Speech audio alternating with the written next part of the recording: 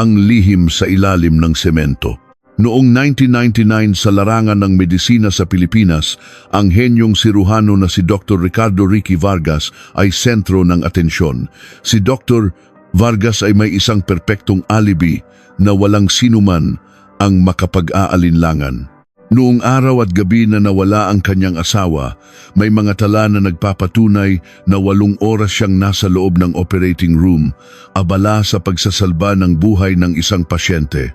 Noon, hindi pa gaanong moderno ang teknolohiya ng DNA testing at ang salitang digital forensics ay bago pa lamang sa pandinig. Ang isang piraso ng medical chart na sulat kamay ay naging kanyang perpektong kalasag. Iginalang siya ng lipunan bilang isang ulirang doktor at naawaan bilang isang kaawa-awang asawa na iniwan ng misis para sumama sa kalaguyo nito. Ngunit makalipas ang 8 taon, isang napakalakas na bagyo ang nagdulot ng malawakang pagbaha at kasabay ng isang nakabibinging dagundong, bumigay ang lupa at isang dambuhalang sinkhole ang lumitaw. Ang isang nakakatakot na sikreto na nakalibing sa ilalim ng 30 sentimetro ng matigas na semento ay biglang nabunyag sa buong mundo. Ito ay ang mga buto ni Josefina Josie Vargas, ang asawa ng doktor na 8 taon nang nawawala. Bakit nasa malamig na lugar na iyon si Josie na sinasabing sumama sa kanyang kalaguyo? Bakit kinailangan ng asawa ng isang tanyag na doktor na namumuhay sa karangyaan, na magtago ng pagkakakilanlan at magtrabaho sa isang laundry shop para labhan ang mga kumot at damit na puno ng dugo mula sa ospital? Ang kasuklam-suklam na mukha sa likod ng maskara ng isang iginagalang na doktor at ang tala-arawan ng dugo at luha ng isang ina na natagpuan ng kanyang anak makalipas ang 8 taon. Ang malagim na kwento na naganap sa pagitan ng pinakasagradong lugar, ang operating room, at ng pinakamalamig na semento sa ilalim ng lupa. Ngayon na magsisimula. Bago ang lahat, kung pipindutin ninyo ang subscribe button, maipapangako ko ang isang mas magandang araw para sa inyo. Nobyembre 11, 2007. Madaling araw. Isang malakas na ulan na parang bumutas sa kalangitan, ang walang awang humahampas sa likod ng bagong gusali ng St. Lazarus Medical Center. Ang ulang dala ng bagyong Urduha na ilang araw nang bumubuhos ay walang tigil at kasabay ng malakas na hangin, dumadagundong ang kulog na yumanig sa buong ospital. At sa sandaling iyon, isang malakas na tunog na parang tinamaan ng kidlat ang umalingaw-ngaw sa gitna ng paradahan ng mga empleyado. Dagundong, ang dating patag na aspalto ay biglang bumuka na parang isang dambuhalang bibig at mabilis na gumuho pababa. Sa gitna ng kadiliman, isang butas na may diametrong higit sa 5 metro, isang sinkhole ang nabuo. Isang nakaparadang sasakyan na walang tao ang delikadong tumagilid at nilamon ng butas kasabay ng malakas na lagabog. Isang security guard, si Mang Ben, na nag-iikot noon ang nakasaksi sa pangyayari at napasigaw, "Naku, grabe to, sinkhole, tulad ng napapanood ko sa balita." Dali-daling kinuha ni Mang Ben ang kanyang radyo at tinawagan ang Fangzai Center Disaster Response Center ng ospital. 8:08 ng umaga. Sumikat na ang araw, ngunit ang langit ay nababalot pa rin ng kulay abong ulap. Pagdating sa lugar, si Foreman Santos, ang hepe ng Disaster Response Center, ay napamura habang tinitingnan ang sinkhole. Ang mga basag na piraso ng basang aspalto ay patuloy na nahuhulog sa butas. Isinuot ni Santos ang kanyang helmet at sumigaw, "Delikado, to, baka lalong lumambot ang lupa at gumuho pa." Itaas ang police line at tawagin ang backhoe.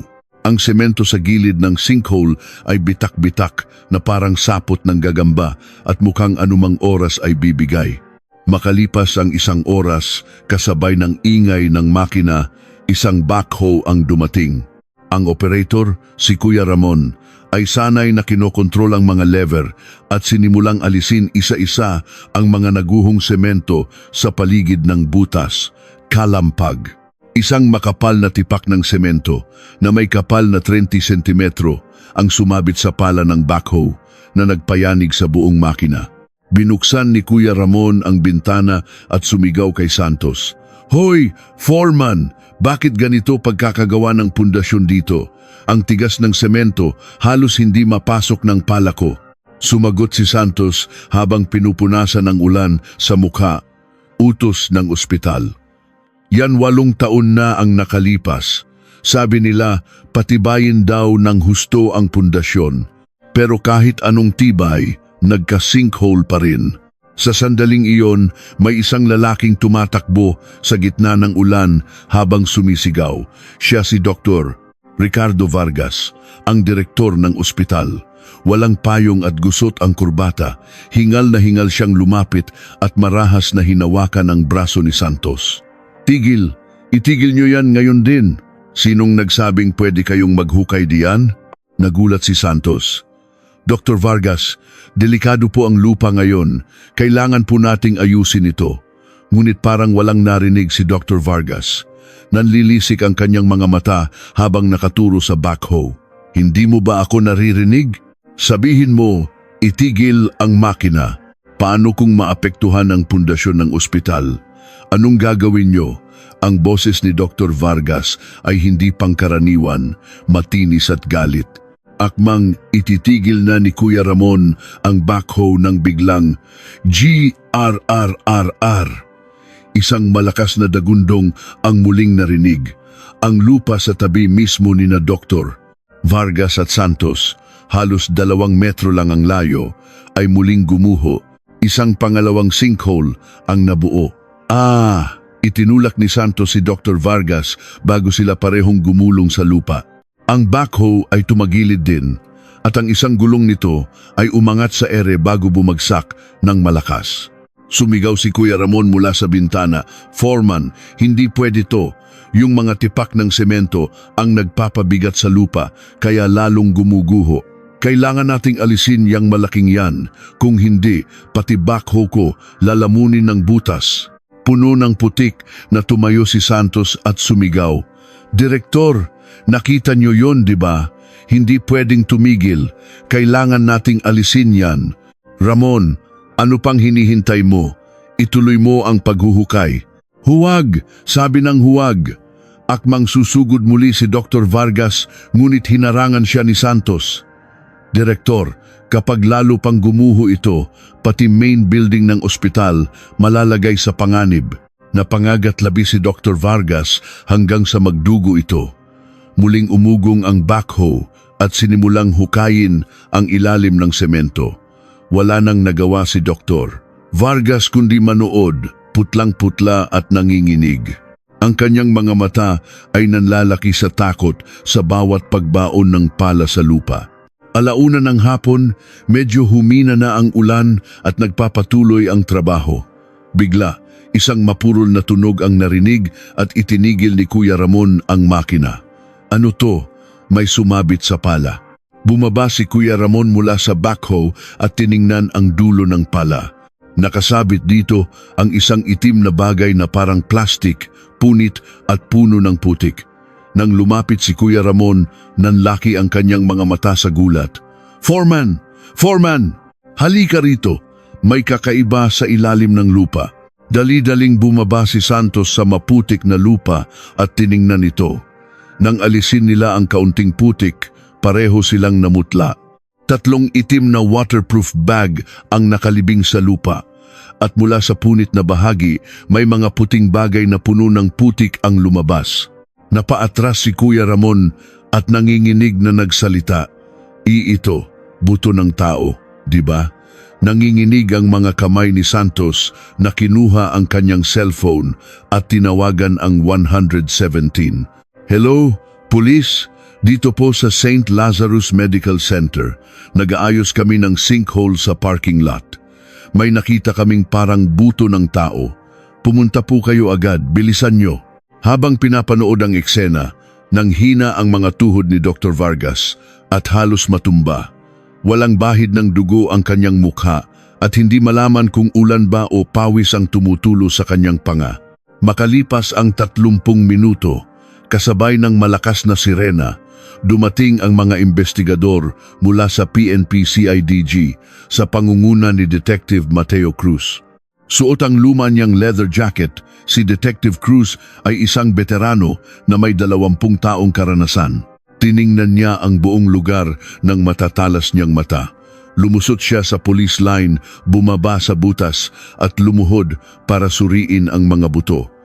Base sa hugis ng balakang, baba ito. Matagal nang nakalibing. Kinuha ni Detective Cruz ang isang magnifying glass mula sa kanyang bulsa at tiningnan ang buto sa hita. Isang maliit na piraso ng metal ang kumislap. Isang titanium pin. Inayos ni Detective Cruz ang lente at binasa ang napakaliit na serial number na nakaukit dito, TN99101547. Ito ay medical grade pin. Agad niyang tinawagan ang forensics unit. "Oh, si Cruz to. I-check niyo agad itong serial number ng medical pin na ibibigay ko, KN99101547. Bilisan niyo." Pagkalipas ng 10 minuto, tumunog ang telepono ni Detective Cruz. Habang nakikinig, unti-unting nanlisik ang kanyang mga mata. "Ano? Sigurado ka ba?" Ibinaba niya ang telepono at bumulong, Josie Vargas. Nawala noong 1999. Isinara ang kaso bilang simpleng pag-abandona sa pamilya, asawa ng direktor ng St. Lazarus Medical Center.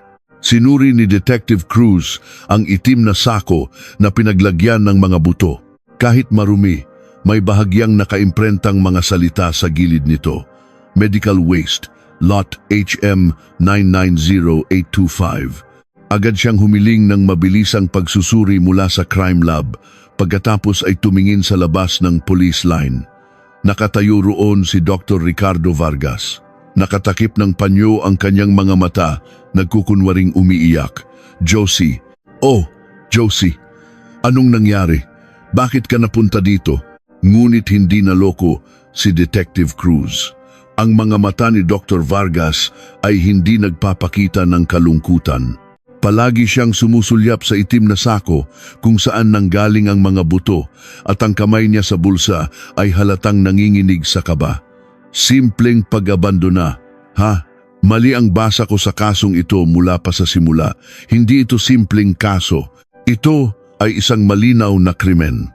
Sa sandaling iyon, sumigaw si Kuya Ramon, "Detective, may nakuha pa akong parang bag dito." Iniahon ni Kuya Ramon ang isang luma at medyo nabubulok na leather bag mula sa putik. Maingat itong kinuha ni Detective Cruz. Binuksan ang zipper at sa loob ay nakita ang driver's license ni Josefina Vargas. Nakabalot sa plastic kaya hindi nasira. At mula sa isang bulsa, isang business card na hindi nabasa ang nahulog. Pinulot ito ni Detective Cruz. Nakasulat dito ang pangalan ng isang hindi kilalang lalaki at numero ng telepono. Inilagay ni Detective Cruz ang card sa isang evidence bag at muling tumingin kay Dr. Vargas. Akala niya siguro kapag tinabunan ng makapal na semento, habang buhay ng matatago, pero hindi natutulog ang Diyos. Nagpaulan siya para ilabas ang katotohanan. Sa sandaling iyon, nag-angat ng tingin si Dr. Vargas at nagtama ang kanilang mga mata. Gulat na gulat si Dr. Vargas at agad na umiwas ng tingin. Napangisi si Detective Cruz. Sigurado na siya. Ang lalaking iyon ang susi sa lahat ng nakakatakot na pangyayaring ito. Isinara ni Detective Cruz ang folder at bumulong, "Dr. Ricardo Vargas, ano ba talaga ang itinatago mo?" Hawak ang isang baso ng matamis na 3-in-1 coffee. Naglakad si Detective Cruz papunta sa archives sa basement ng police headquarters. Nang buksan niya ang kinakalawang na bakal na pinto, sumalubong sa kanya ang amoy ng amag at alikabok. Ang fluorescent light ay kumukurap-kurap na parang malapit ng mamatay at sa madilim na silid, ang mga tala ng lahat ng krimen sa lungsod sa loob ng ilang dekada ay nakasalansan sa mga brown na karton hanggang sa kisame. 1999, Oktubre. Nasaan na kaya yon? Sana naman inayos nila to, bulong ni Detective Cruz.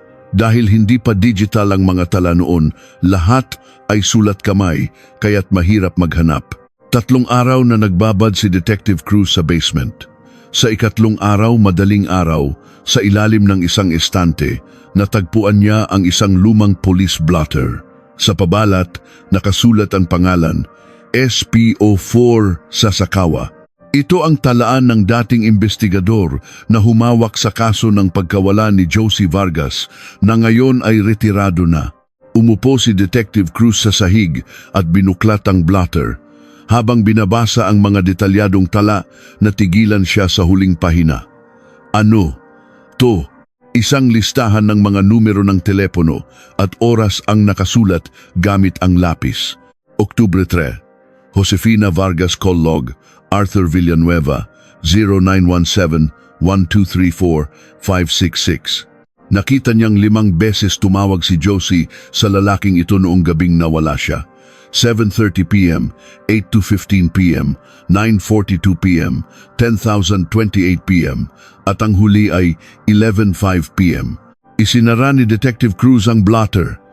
Kakaiba, si SPO4 sa Sasakawa ay metikulosong tao.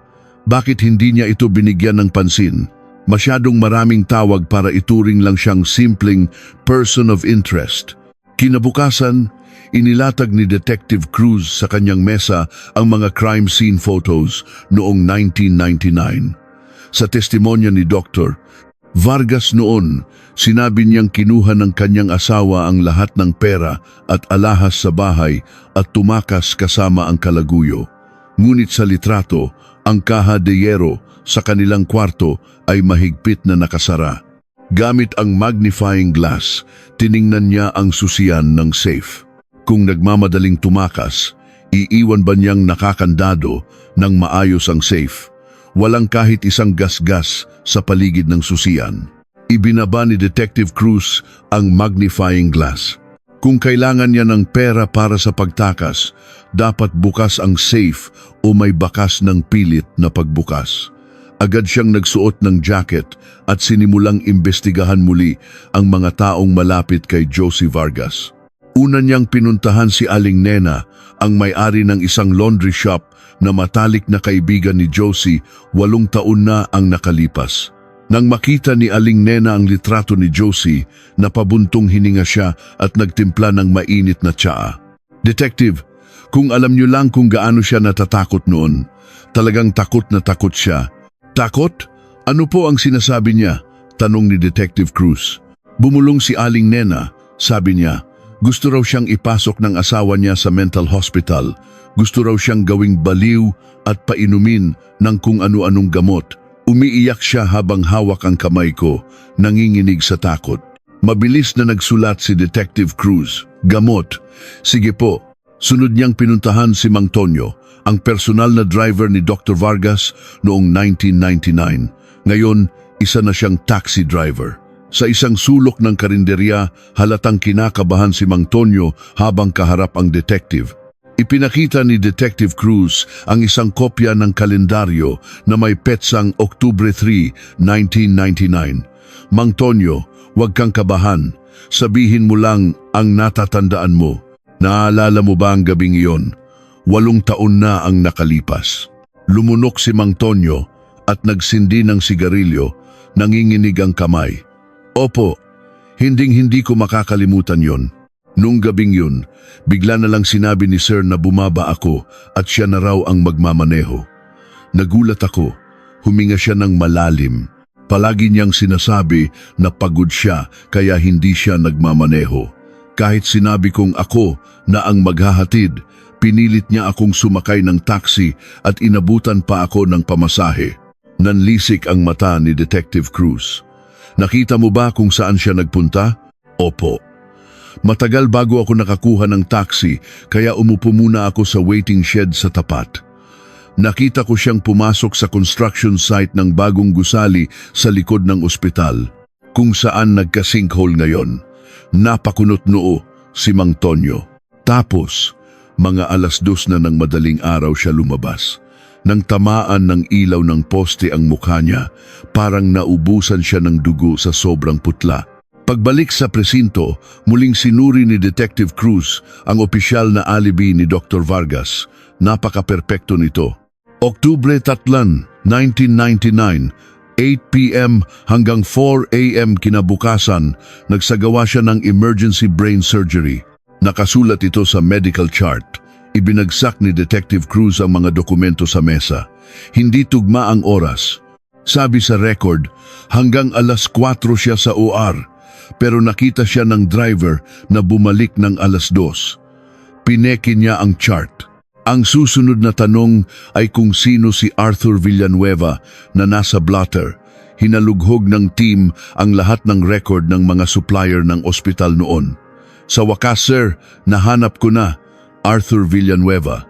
Sales manager ng isang kumpanyang nagsusupply ng surgical tools sa St. Lazarus Medical Center noon.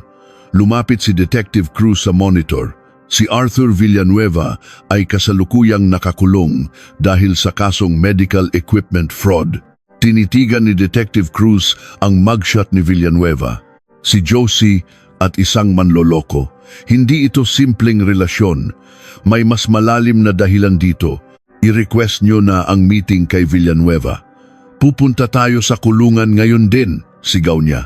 Samantala, sa isang mamahaling law firm sa Makati, ang Pacific Law Offices, nakaupo si Dr. Ricardo Vargas sa isang leather sofa. Sa halip na malungkot, mukha siyang pagod na pagod. 5 sa pinakamagagaling na abogado sa bansa ang nakapaligid sa kanya. Direktor, huwag kayong mag-alala, sabi ng isang matandang abogado. 8 taon na ang nakalipas, marami ng ebidensya ang nasira. Dahil lang may nakitang buto, hindi agad masasabing murder yan. Higit sa lahat, walang eyewitness sa krimen. Mahihirapan silang magsampa ng kaso. Ngunit hindi pumapasok sa isip ni Dr. Vargas ang sinasabi ng mga abogado. Tinitigan niya lang ang kulay abong kalangitan ng Maynila sa labas. Ramdam niya ang pait sa kanyang bibig. Naririnig niya ang unti-unting pagbitak ng kanyang perpektong alibi na 8 taon niyang pinaniwalaan. Nanginginig niyang kinuha ang baso ng tubig at bumulong. Nakaamoy na yung detective na yon, si Cruz. Sa malamig na visitation room ng bilangguan, kaharap ni Detective Cruz si Arthur Villanueva. Payat si Villanueva sa kanyang damit bilanggo, ngunit ang kanyang mga mata ay nag-aalab. Detective, pakiusap, pakinggan niyo ako. Wala kaming relasyon ni Josie. Hindi ko akalain na pagbibintangan ako ng ganito. Binuklat ni Detective Cruz ang kanyang notebook. Kung ganoon, bakit kayo nag-usap ng 5 beses noong gabing nawala siya? Hindi yan ginagawa ng simpleng magkakilala. Napabuntong hininga si Villanueva dahil sa pera. May utang sa akin si Josie. Magkano? 300,000 piso. Unti-unti siyang umutang simula 1998. Nanlisik ang mata ni Detective Cruz.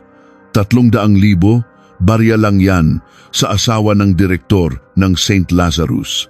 Bakit siya uutang sa'yo? Nag-atubili si Villanueva. Noong 1998, nagkaroon ng malaking medical malpractice si Dr. Vargas. Isang pasyente ang nakomatose pagkatapos ng operasyon. Nagrally ang pamilya sa harap ng ospital. Ang areglo ay 500,000 piso. At alam nyo ba, ipinasa ni Dr. Vargas sa asawa niya ang responsibilidad na bayaran yon. Hindi makapaniwala si Detective Cruz. Ang henyong doktor ipinasa sa asawa ang pag-aayos ng sarili niyang kapalpakan? Oo, dahil takot siyang masira ang reputasyon niya, sabi ni Villanueva. Habang siya ay nakaputing uniforme at nagkukunwaring walang alam, si Josie ang pinilit niyang humanap ng paraan para pagtakpan ng lahat. Duwag siya.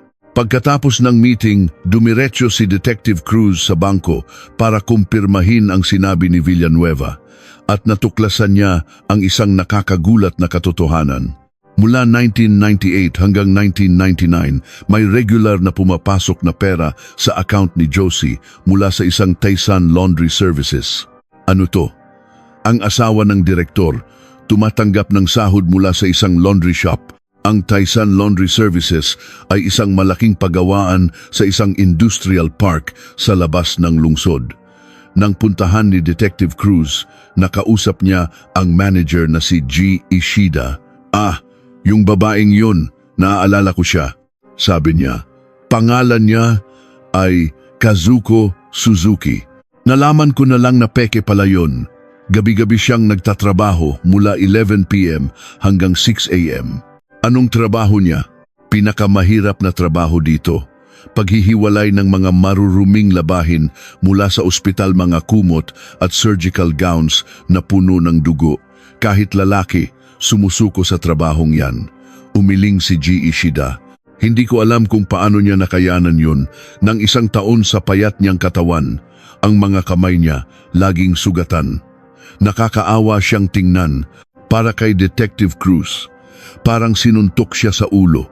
Ang marangyang asawa ng direktor, nagtago ng pagkakakilanlan para magtrabaho sa pinakamababang uri ng gawain para lang protektahan ang karangalan ng kanyang asawa. Muli niyang pinuntahan si Villanueva sa kulungan. Naaalala mo ba ang huli ninyong pag-uusap? Tumango si Villanueva. Opo, sabi niya sa masayang boses.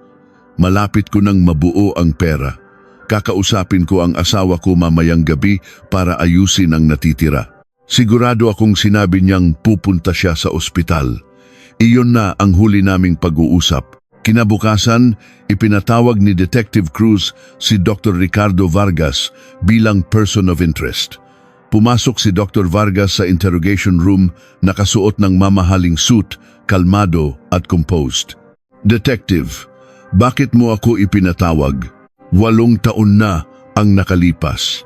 Dr. Vargas, alam mo bang may utang ang asawa mo kay Arthur Villanueva? Bahagyang kumunot ang noo ni Dr. Vargas, ngunit agad bumalik sa normal. Yun ba? Nalaman ko rin. Malala ang sugal ng asawa ko kung saan-saan siya nangungutang. Siguro, tumakas siya dahil hinahabol na siya ng mga pinagkakautangan niya. Inilapag ni Detective Cruz ang mga lumang dyaryo tungkol sa medical malpractice case. Kung ganoon, paano mo binayaran ang 500,000 areglo na ito? Bahagyang nanginig ang mga mata ni Dr. Vargas. Siyempre, galing sa insurance ng ospital. Bakit ako maglalabas ng sarili kong pera? Ngumisi si Detective Cruz at inilabas ang bank statement ni Josie. Walang record ng insurance payment. Sa halip, galing sa account ng asawa mo ang pera. At para mabayaran yon, gabi-gabi siyang naglalaba ng madudugong damit sa isang laundry shop para protektahan ang karangalan mo. Biglang tumayo si Dr. Vargas. Imbento lang yan. Hindi gagawin ng asawa ko ang ganyang kababang trabaho. Saan mo nakuha ang kwentong yan? Malalaman natin kung kwento lang to, sabi ni Detective Cruz. Noong gabi ng Oktubre 3, 1999, nasaan ka at ano ang ginagawa mo? Kumuha si Dr. Vargas ng isang makapal na folder mula sa kanyang bag. Narito ang orihinal na medical chart at anesthesia records ng operasyon noong gabing yon. Mula 8 p.m. hanggang 4 a.m. kinabukasan, nagsagawa ako ng emergency brain surgery. 8 oras akong nasa loob ng OR. May mas perpekto pa bang alibi kaysa diyan? Sinuri ni Detective Cruz ang mga dokumento. Perpekto ang pagkakasulat. Walang butas. Ngumisi si Dr. Vargas. Detective, sa Pilipinas, kailangan ng ebidensya. Hindi sapat ang hinala. Pagkaalis ni Dr. Vargas, nagpatawag ng meeting si Detective Cruz. Ang mga dokumento, perpekto. Masyadong perpekto, kaya kahina-hinala. Sir, paano kung hanapin natin ang mga staff na kasama niya sa OR noon, mungkahi ng isang bagitong pulis? Tama. At kailangan din nating ipa-examine ang chart na ito. Ipinadala ni Detective Cruz ang kopya ng chart sa isang forensic document expert na si Dr. Isabela Santos. Ilang araw ang lumipas, tumawag si Dr. Santos. Detective, may kakaiba sa record na ito. Ang sulat kamay ng siruhano at ng anesthesiologist ay magkaiba at higit sa lahat. Itinuro ni Dr. Santos ang isang bahagi, ang papel Ang ibang bahagi ng chart ay naninilaw na dahil sa 8 taon, pero itong mismong surgical record, maputi at bago pa. Mataas ang posibilidad na isiningit lang ito. Napakuyom ng kamao si Detective Cruz. Nahawakan na niya ang dulo ng sinulid ng katotohanan, Ricardo Vargas.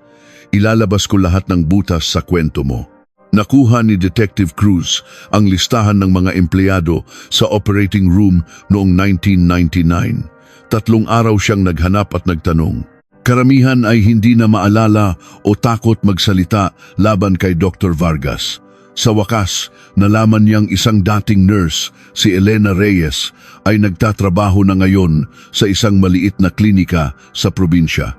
Noong gabing iyon, bago pa man niya mapuntahan si Elena, tumunog ang kanyang telepono. Isang unknown number. "Hello, si Cruz, to." "Detective, si Elena po ito. Narinig ko pong pupunta kayo bukas." Nanginginig ang boses niya. "Miss Reyes, tama ba na nagtrabaho ka sa St. Lazarus noong 1999? "Opo." "Detective, may gusto po akong sabihin. Ang surgical record, peke po yun." Nanlaki ang mata ni Detective Cruz. "Peke, ang record na isinumite ni Dr. Vargas. Lahat yun kasinungalingan. Nakita ko po." "Ano ang nakita mo?" "Noong umaga ng Oktubre 4, habang naglilinis ako sa OR, napansin kong may punit na pahina sa orihinal na talaan. Parang pilit na tinanggal. Tapos, dumating si Dr. Vargas, may dalang bagong chart at sinabi sa aking isingit ito. Ang lumang record pinapasok niya sa paper shredder." Huminga ng malalim si Elena at nakita ko po si Dr. Vargas noong gabing yon. "Saan?" "Mga 11 p.m. Galing ako sa stockroom, nakita ko siyang lumalabas mula sa luma at saradong operating room sa basement. Dahil luma na ang equipment doon, hindi na yun ginagamit simula 1998. Pero doon siya nanggaling at ang itsura niya, sobrang nakakatakot. Nagtago na lang po ako." Pagkababa ng telepono, agad na tinarget ni Detective Cruz ang susunod na tao. Si Dr. Carlos De Leon, ang paboritong resident doctor ni Dr. Vargas noon. Ngayon, isa na siyang matagumpay na cosmetic surgeon. Sa interrogation room, putlang-putla si Dr. De Leon. "Dr. De Leon, naalala mo ba ang gabi ng Oktubre 3, 1999? Pagkatapos ng mahabang katahimikan, tumango siya. "Sino talaga ang nagsagawa ng brain surgery noong gabing yon? Si Dr. Vargas ba?" Hindi makasagot si Dr. De Leon. "Sir, si Dr. Vargas." Pinunasan niya ang pawis sa noo. Ako po ang nag-opera. Ako rin ang nagsulat sa chart." "Bakit mo ginawa yon? Alam mo bang krimen ang shadow surgery?" Sinabi ni Dr. Vargas na may emergency siya at nakiusap na pagtakpan ko siya. Hawak niya ang karir ko. Sa mundo ng medisina, ang utos ng senior, batas. Umiiyak na si Dr. De Leon. "Nakita mo ba ulit si Dr. Vargas pagkatapos ng operasyon?" "Opo. Mga pasado 1:00 ng madaling araw. Sa basement parking, nakita ko siyang may inilalagay sa trunk ng kotse niya." "Anong inilalagay niya?" "Isang itim na plastic bag. Pero nakita ko sa siwang ang isang madugong surgical gown at isang basag na salamin, parang protective goggles. At yung dulo ng isang pala na may putik. Hindi ba dapat sa medical waste incinerator dinadala ang mga yan?" "Opo, kaya nagtaka ako, pero natakot ako, kaya nagkunwari akong walang nakita." Bumalik si Detective Cruz sa opisina at sumigaw. "Huli na siya!" Ang alibi ni Vargas. "Gawa-gawa lang lahat. Mag-request na kayo ng arrest warrant." Nang kumalat ang balita, agad na kumilos ang panig ni Dr. Vargas. Sa isang press conference, sinabi ng kanyang abogado, ang investigasyon ng pulis ay isang panggigipit. Base lamang sa mga lumang alaala at testimonya ng mga taong pinilit magsalita. Inosente ang kliyente ko. Habang pinapanood ito sa TV, nagtungo si Detective Cruz sa crime lab, Dr. Santos. Kailangan natin ng matibay na scientific evidence. Ang mga testimonya lang, hindi sapat. Kaya nga, tinitingnan kong muli ang mga buto, sabi ni Dr. Santos. Ang hiwa, hindi ito gawa ng ordinaryong lagari. Ito ay gawa ng isang medical-grade electric saw. Ipinakita niya sa monitor ang magnified image ng buto. May mga bakas ng tool na naiwan. Hindi nagsisinungaling ang buto. Sa ilalim ng malamig na ilaw ng crime lab, ipinakita ni Dr. Santos ang resulta. Detective, halika. Tignan mo to. Sa monitor, kitang-kita ang makinis na hiwa sa buto. Hindi ito gawa ng ordinaryong patalim. Ito ay gawa ng isang oscillating saw na ginagamit sa brain at orthopedic surgery. Napakabilis at napakapresiso nito. At heto ang pinakaimportante, sabi ni Dr. Santos, ipinapakita ang isa pang larawan. Ang anggulo ng hiwa ay bahagyang nakatagilid, mga 15 degrees. Ito ay tipikal na marka ng isang bihasang kaliweteng siruhano. Nanlaki ang mata ni Detective Cruz. Kaliweteng doktor. Agad niyang tinawagan ang head nurse ng St. Lazarus. Ma'am, si Cruz po. Itatanong ko lang, si Dr. Vargas po ba kaliwete? Si Direktor? Ambidextrous po siya. Pero kapag nagsasagawa ng mga maselang operasyon tulad ng brain surgery, palaging kaliwang kamay ang gamit niya. Sabi niya, mas matalas daw ang pakiramdam ng kaliwang kamay niya. Ipinagbigay alam ito ni Detective Cruz kay Dr. Santos. Tumango ito. Tama ang hinala ko. At tingnan mo to. Ipinakita niya ang isang 500x magnified image. Ang bawat talim ng lagari ay may sariling fingerprint o tool mark dahil sa pagkasira nito. Kung mahahanap natin ang mismong talim na ginamit, 100% siguradong masasabi nating iyon ang ginamit sa pagputol ng mga butong ito. Ito ay isang planadong krimen gamit ang sarili niyang kaalaman at kagamitan. Agad na kumuha ng search warrant si Detective Cruz para sa bahay ni Dr. Vargas sa Forbes Park. Makalipas ang 2 araw, kumatok sila. Sino yan? Si Detective Cruz. May search warrant kami. Pumasok sila at nagsimulang maghalughog. Pagkalipas ng 1 oras, isang pulis ang sumigaw. Sir, mayroon dito. Sa ilalim ng isang mamahaling mesa, may isang secret compartment. Sa loob, isang itim na leather medical bag. Nang buksan ni Detective Cruz, nakita niya ang isang set ng mga lumang surgical tools. At doon, napansin niya, teka, kulang ng isang talim ang oscillating saw. Sir, tingnan niyo to, sigaw ng isa pang pulis. Mula sa isang makapal na libro, nahulog ang isang lumang driver's license at isang bank passbook, pag-aari ni Josefina Vargas. Namutla si Dr. Vargas. Nagsimulang manginig ang kanyang mga kamay. Lumapit si Detective Cruz. Sabi mo, tumakas ang asawa mo. Bakit nasa iyo ang lisensya at passbook niya? Ipaliwanag mo yan. Kinabukasan, sa isang press conference, sinabi ng abogado ni Dr. Vargas, ang mga gamit na nahanap ay personal na koleksyon lamang ng isang doktor. Ang mga dokumento ay iniwan ng kanyang asawa bago siya umalis. Walang direktang ebidensya. Sa sandaling iyon, tumawag si Dr. Santos. Detective, sa loob ng medical bag na nakuha ninyo, may nakita kaming isang maliit na piraso ng talim ng lagari na naputol.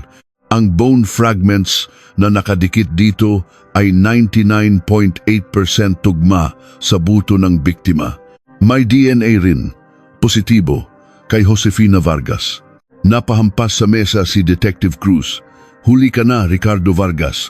Wala ka ng tatakbuhan. Sa huling pagkakataon, sa interrogation room, sinubukan pa rin ni Dr. Vargas. Detective, hindi ko pinatay ang asawa ko. Natagpuan ko lang siyang wala ng buhay dahil sa drug overdose. Iyon lang. Kung ganoon, bakit hindi ka tumawag ng pulis o ambulansya? Dahil sa reputasyon ko. Isang kahihiyan kung malalaman ng lahat na ang asawa ng direktor ay namatay sa droga. Natakot ako, kaya nagkamali ako ng desisyon. Sumabat ang abogado. Inaamin ng kliyente ko ang kasong improper disposal of a body. Pero ang kasong iyon may prescription period na 3 taon. 8 taon na ang nakalipas. Hindi na siya pwedeng kasuhan. Nagloloko ba kayo? Sigaw ni Detective Cruz. Ang pagputol-putol sa katawan ay hindi lang simpleng disposal. Ito ay pagtatago ng ebidensya ng pagpatay. Habang nagkakagulo, sa arrival area ng Naya, isang dalaga ang dumating. Si Angela Vargas, ang kaisa-isang anak ni Dr. Ricardo, na umuwi pagkatapos ng 8 taong pag-aaral sa Amerika. Dumiretso siya sa kanilang bahay sa Forbes Park. Mama, bulong niya habang binubuksan ang pinto ng kwarto ng kanyang ina. Puno ng alikabok ang silid. Nagsimula siyang maghalungkat sa mga lumang gamit sa bodega. At doon, nakita niya ang isang luma at kulay brown na teddy bear regalo ng kanyang ina noong unang araw niya sa eskwela. Niyakap niya ito. Ngunit napansin niyang may matigas na bagay sa loob ng tiyan ng manika at ang tahi ay mukhang hindi orihinal. Kumuha siya ng cutter at maingat na binuksan ito. Mula sa loob, isang maliit na bagay na nakabalot sa plastik ang nahulog.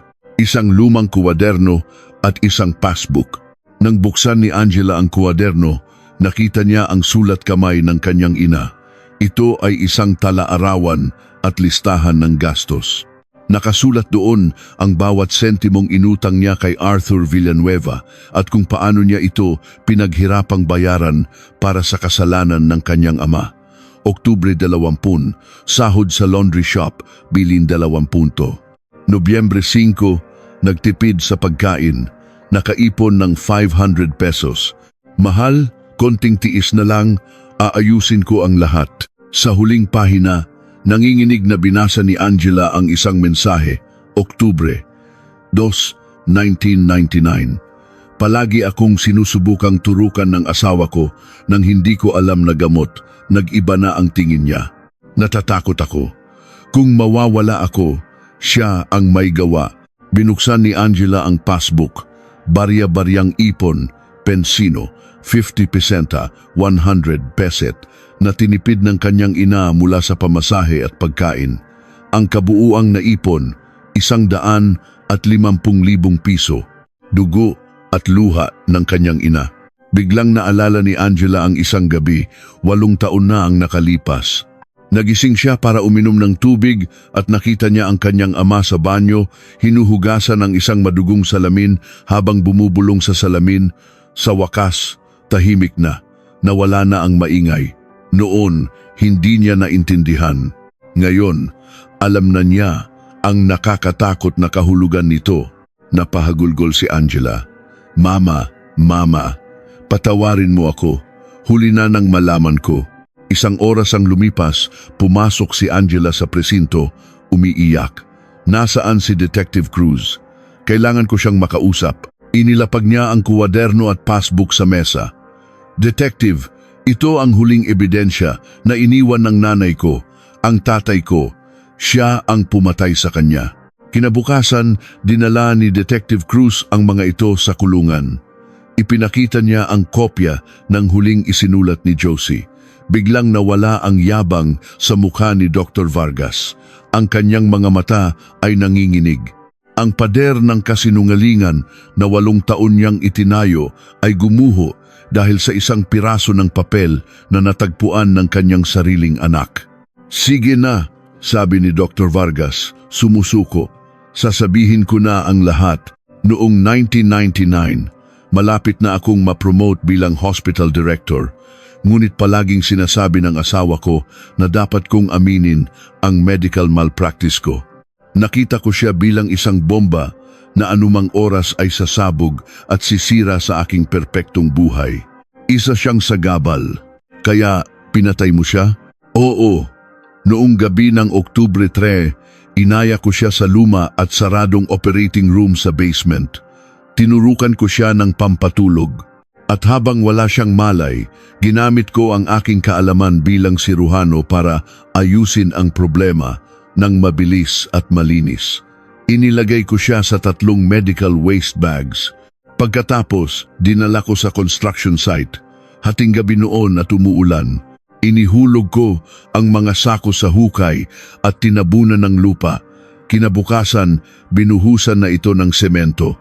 Akala ko, iyon na ang perpektong pagtatago. habang buhay, walang makakaalam. Tumayo si Detective Cruz at dinuro si Dr. Vargas. At naniwala ka sa perpektong krimen mo? Biglang sumigaw si Dr. Vargas. Oo, 8 taon na. 8 taon na walang problema. Pero dahil sa lintik na ulan na yan, sino ang mag-aakalang bibigay ang semento dahil lang sa ulan? Huwag mong sisihin ang ulan, sigaw ni Detective Cruz. Kahit gaano kakapal ang semento, hindi mo maitatago ang kasalanan mo. Hindi ang lupa ang sumuka sa kanya. Ang kasalanan mo, sobrang bigat, kahit ang lupa, hindi na kinaya. Napaupo na lang si Dr. Vargas, talunan. 1 linggo ang lumipas, inanusyo ng piskalya, ang akusadong si Dr. Ricardo Vargas ay kinakasuhan ng pagpatay, pagtatago ng bangkay at obstruction of justice. Hihilingin ng prosekusyon ang parusang habambuhay na pagkakakulong. Si Dr. Ricardo Ricky Vargas, ang dating kamay ng Diyos sa medisina, ay tuluyan nang nalantad bilang isang demonyo. Abril 18, 2025, sa loob ng korte, binasa ng hukom ang hatol. Ang nasasakdal na si Ricardo Vargas ay napatunayang nagkasala. Hinahatulan siya ng reklusyon perpetua o habambuhay na pagkakakulong at habambuhay na pagbawi ng kanyang lisensya bilang doktor. Sa labas ng korte, hinarap ni Angela ang media. Ang perang pinaghirapan ng aking ina, ang 150,000 piso, ay idodonate ko po sa isang foundation na tumutulong sa mga biktima ng medical malpractice. Para ang sakripisyo niya ay hindi masayang at maging pag-asa para sa iba. 1 buwan ang lumipas, binalikan ni Detective Cruz ang St. Lazarus Medical Center. Ang lugar kung saan dating may nakakatakot na sinkhole ay isa ng magandang hardin. Sa gitna, may isang batang puno at sa ilalim nito, isang plake na may nakasulat, bilang pag-alaala kay Josefina, Josie Vargas, mula sa mga nurse ng St. Lazarus. Nag-alis ng sombrero si Detective Cruz at lumuhod. Josie, sana ay payapa ka na. Ang anak mo, si Angela, ay isang matapang at matalinong bata. Huwag kang mag-alala. Sa opisina ng ospital, tinatanggal na ang litrato ni Dr. Vargas sa pader ng mga dating direktor at binubura ang kanyang pangalan sa lahat ng talaan. Bago umalis, kinuha ni Detective Cruz ang kanyang lumang blotter, hinanap ang pahina ng Josie Vargas disappearance at ginuhitan ito ng makapal na pulang linya. Sa tabi nito, isinulat niya, "Case closed." Ang sikat ng araw ay tumatama sa hardin at ang hangin ay marahang yumuyugyog sa mga dahon ng puno na parabang sa wakas. Pagkatapos ng 8 taon, ang kaluluwa ni Josie ay kumakaway na sa kapayapaan. "Sige, alis na ako," bulong ni Detective Cruz. "Marami pang kasong kailangang ayusin." Habang naglalakad siya palayo, ang bango ng mga bulaklak sa hardin ay kumakalat sa buong paligid, dala ang kwento ng isang katotohanang sa wakas ay natagpuan. Salamat sa iyong pakikinig sa aming kwento. Kung mag-iiwan kayo ng komento, malaking tulong ito sa amin. Nawai magkaroon din kayo ng kapayapaan at liwanag sa inyong araw. Huwag kalimutang mag-subscribe at i-like ang aming channel. Maraming salamat.